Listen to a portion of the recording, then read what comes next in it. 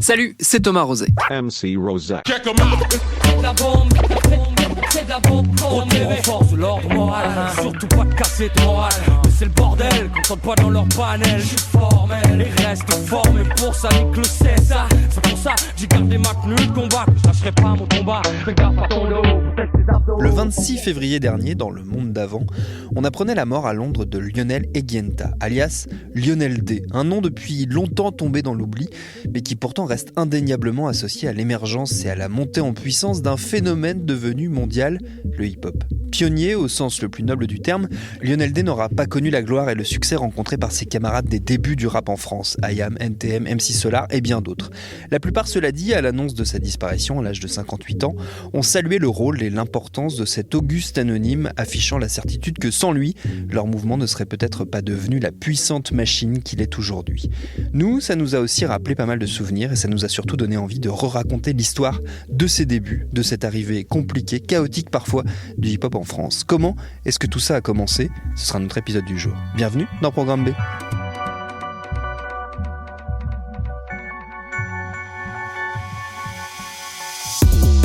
Moi, je me souviens très précisément du jour où le rap est entré dans ma vie. Ça fait un peu idiot dit comme ça, mais c'est vrai. J'avais 8 ans et demi, c'était le 13 février 1995. J'étais chez mes grands-parents à Morlaix dans le Finistère. On regardait, je ne sais pas trop pourquoi, la cérémonie des victoires de la musique et d'un seul coup arrive sur scène une bande de mecs venus de Marseille dont j'avais jamais entendu parler. Ils gagnent le prix de groupe de l'année et ils interprètent un de leurs morceaux. Le groupe de l'année, IAM. Le sachet blanc m'empoisonne le sang, le sachet blanc m'empoisonne la vie. Autour de moi s'est arrêté le temps, j'ai dû me tromper de paradis. Le Sachet Blanc, c'était sur Ombre et Lumière, le premier disque que j'ai jamais possédé de toute ma vie et dont je connais encore la moindre note par cœur. À partir de là, les années suivantes ont été dédiées à la redécouverte de tout ce qui avait précédé, car avant qu'elle ne croise la route d'un gamin breton anonyme, comme elle l'a fait pour des milliers de mômes de ma génération, l'histoire du hip-hop en France était bien entamée depuis plus de 10 ans. Alors c'est toujours délicat de déterminer un point de départ précis à un phénomène socio-culturel de grande ampleur. C'est prendre le risque de se retrouver dans des batailles d'historiens et de vétérans. Alors histoire d'éviter les ennuis, disons très simplement que la France découvre le hip-hop quelques années après que le mouvement se soit structuré aux États-Unis. Sans trop s'avancer, et si on en croit les travaux de recherche, notamment ceux du sociologue Sébastien Barriot, la prise de conscience de l'existence du rap s'accélère avec la sortie du titre Rapper's Delight du groupe Sugar Hill Gang, premier titre de rap officiellement paru dans le commerce en septembre 1979. Il va s'en écouler plus de 600 000 exemplaires chez nous.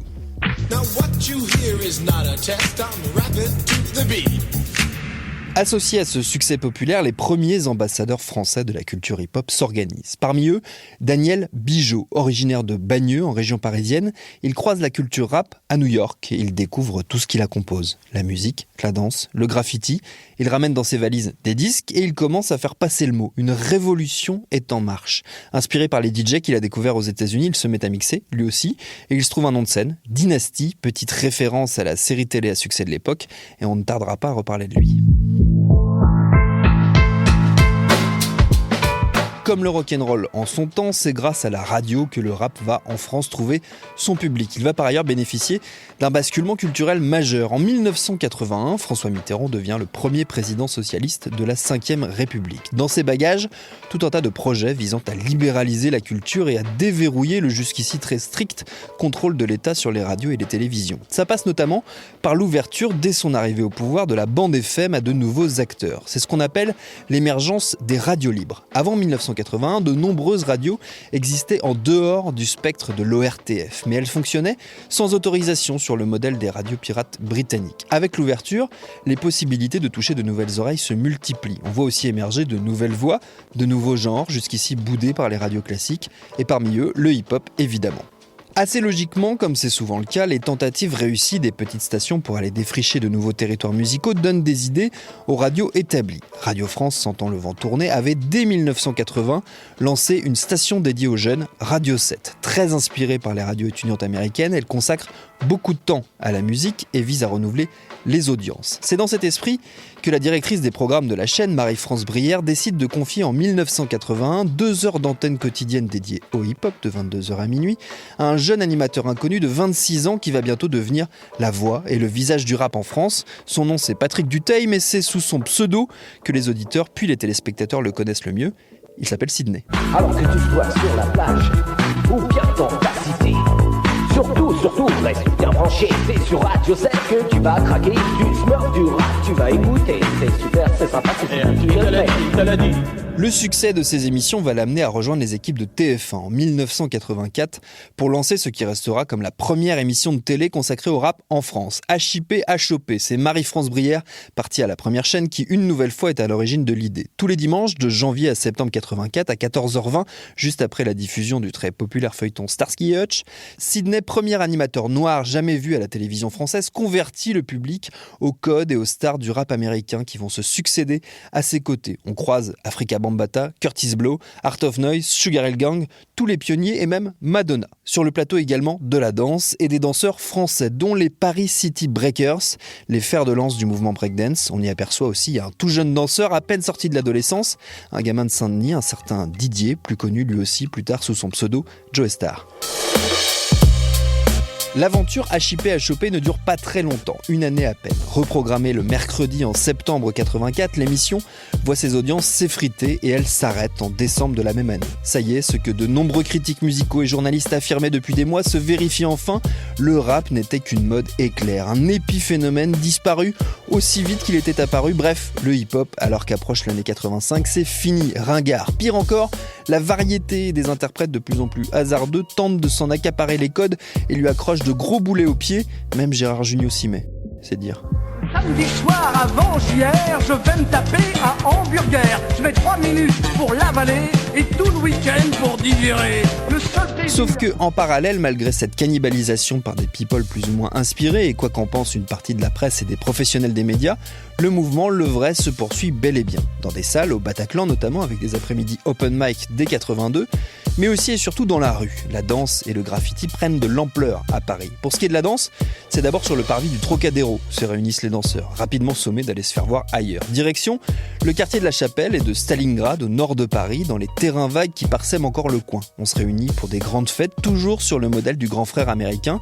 Là-bas, ça s'appelle des block parties, des fêtes de quartier qui ont permis au rap de devenir un vrai phénomène culturel. La recette est exactement la même à Paris, on se rassemble autour de la musique, de la danse et du graphe. Ce dernier se pratique aussi et surtout dans le métro parisien, où il devient un vrai sport et un casse-tête pour les autorités. C'est dans ces block parties à la Chapelle qu'on retrouve notre ami Dynasty, qui n'est pas resté inactif durant tout ce début des années 80. Lui aussi a choisi la radio comme vecteur de diffusion de sa musique, les radios pirates notamment, Arc-en-Ciel, RDH, Carbone 14, FG, il les a toutes faites avec à chaque fois une programmation qui lui attire les faveurs de centaines de fans. En 84, il autoproduit son premier album, le premier disque de rap officiellement sorti en France, Panam City Rappin'. Il en presse 1000 exemplaires qu'il vend lui-même en juin 84 lors de la fête de la musique.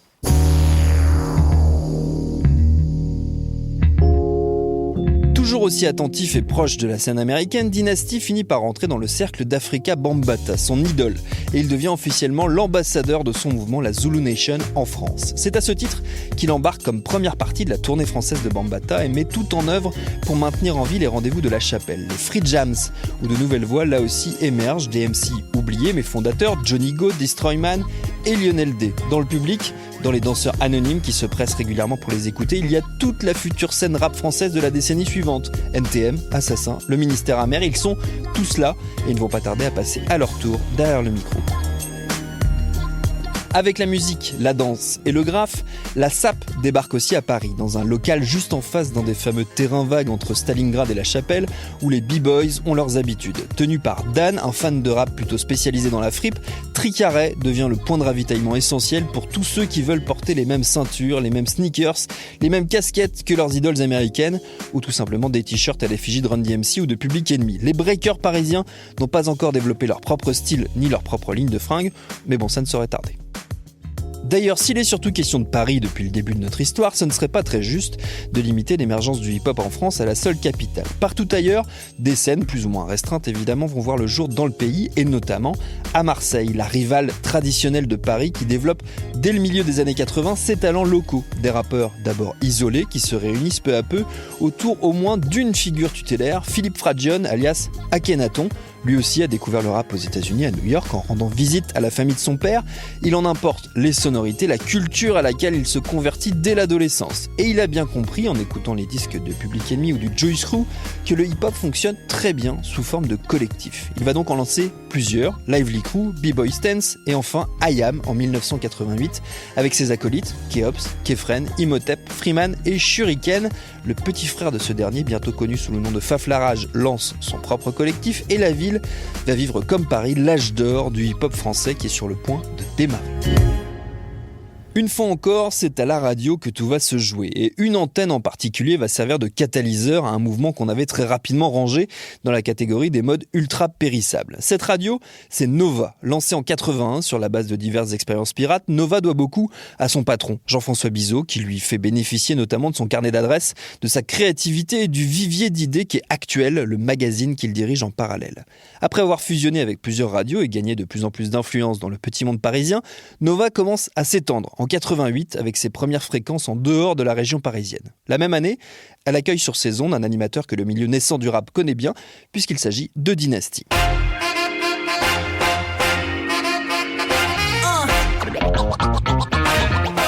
Pendant 2 ans, avec son camarade Lionel D, ils tiendront la boutique de 20h à 22h tous les dimanches soirs avec Dynastyle, une émission devenue culte où le concept est simple. Accueilli en direct par le DJ et son acolyte MC, toutes les jeunes pousses de la scène hip-hop se relaient au micro pour des sessions de freestyle devenues légendaires. Alors certes, à la réécoute des quelques archives qui traînent ça et là sur le net, on constate que le niveau était parfois fluctuant, mais peu importe, comme l'expliquait Lionel D lui-même, l'idée ça n'était pas de faire de l'étalage de talent, mais plutôt d'aider à se développer tous ceux qui rongeaient leurs freins et n'avaient accès qu'à de tout petits espaces médiatiques. Et lorsqu'on reprend la liste de ceux qui se sont succédés dans les locaux de Nova, difficile de nier que les 2 grands frères ont souvent eu le nez creux. Assassin, MC Solar, la plupart des membres du futur ministère amer, dont Stomy Bugsy et Passy, mais aussi toute la bande du Suprême NTM, tous sont venus et reconnaîtront par la suite l'importance dans leur formation de futures stars du rap français de cette émission pionnière et de ces 2 tauliers.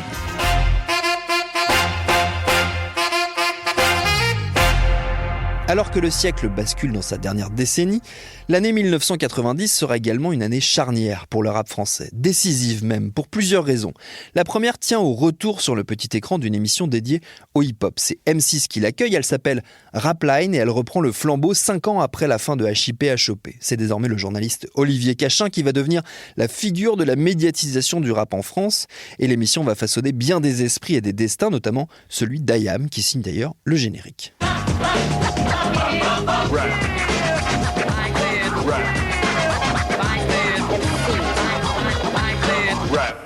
Rapline numéro 101, c'est la première édition des remixes de l'été avec, pour débuter ce soir, un spécial rap français.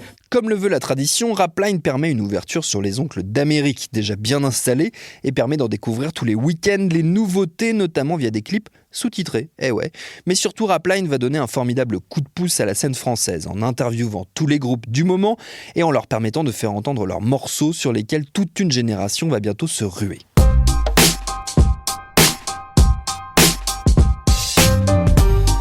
« 1990, c'est aussi l'année de la parution d'une compilation historique, l'autre coup d'envoi de cette décennie dorée pour le hip-hop français. Baptisée Rap Attitude, on la doit à Virgin via son sous-label Label Noir. Y sont rassemblés une dizaine de talents émergents, dont Assassin, EJM, Tonton David, NTM et l'immanquable Dynasty, bien sûr. La compile va faire date, 40 000 exemplaires vendus pour la plus grande surprise d'une industrie du disque qui n'y croyait plus vraiment.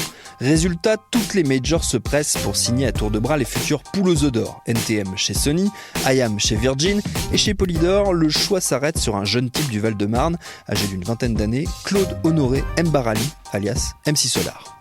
Pari gagnant puisque c'est lui qui va incarner et laisser entrevoir en ce tout début des années 90 le succès massif du hip-hop en France. Son premier single, Bouge de là, est le carton de l'année 91 et son premier album, Qui sème le vent récolte le tempo, se vendra à plus de 320 000 exemplaires. Le rap français n'a plus à rougir de la comparaison avec le modèle américain, il est prêt à tracer sa propre route avec ses succès, ses controverses, ses échecs, ses gloires et ses oubliés. Lionel D, par exemple, lui aussi a bénéficié de l'accélération de l'histoire au début des années 90. Il est un des tout premiers à signer chez Sony où sortent ses 2 premiers maxi, Y a pas de problème et Pour toi le beurre, un titre politique, polémique même, qui dénonce notamment le racisme et l'exclusion dont souffrent les personnes d'origine maghrébine en France. Hélas pour Lionel, le morceau sort en pleine guerre du Golfe et sera boudé par les radios. Après 2 albums qui ne rencontrent pas le succès escompté, il est lâché par sa maison de disques. Dégoûté, il abandonne le rap au milieu des années 90 et quitte la France. Il aura malheureusement fallu la triste nouvelle de sa disparition pour que rappeurs et auditeurs rouvrent leurs albums souvenirs et ressuscitent un instant cette figure aussi cruciale que méprisée. Ça ne porte pas toujours chance d'être pionnier. Comme disait l'autre, quand on allait, il revenait. Merci à Quentin Bresson qui a réalisé cet épisode de Programme B avec la complicité de Mathieu Thévenon. Programme B, vous le savez, c'est un podcast de Binge Audio préparé par Lauren Bess, que je remercie aussi. Abonnez-vous sur votre appli ou votre plateforme de podcast préférée pour ne manquer aucun de nos épisodes. Facebook, Twitter ou Instagram si vous voulez nous parler. Continuez surtout de bien vous laver les mains, de respecter les gestes barrières et de télétravailler si vous en avez la possibilité. Et à lundi pour un nouvel épisode.